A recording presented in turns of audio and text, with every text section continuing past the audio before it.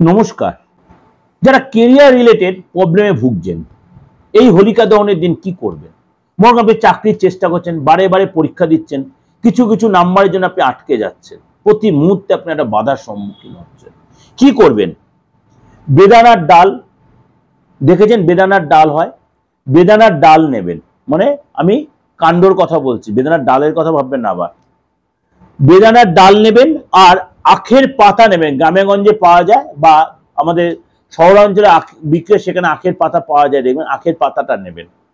এই দুটোর মধ্যে আপনি কর্মক্ষেত্রে বলুন, ব্যবসার জন্য বলুন, সেই যে উদ্দেশ্যটা লিখবেন, আপনার নিজের নামটা লিখবেন।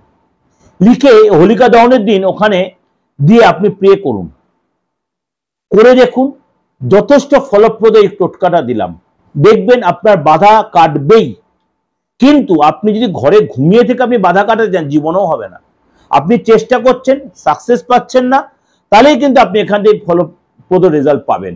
আমি সবসময় বলেছি, কর্ম প্লাস চেষ্টা ইকুয়াল টু ভাগ্য।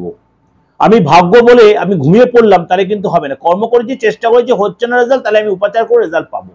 কারণ আমি নিজে বাস্তববাদী অ্যাস্ট্রোলজি করি, আপনাদের সেইভাবেই শেখাতে চাই। করে দেখুন, রেজাল্ট পাবেন।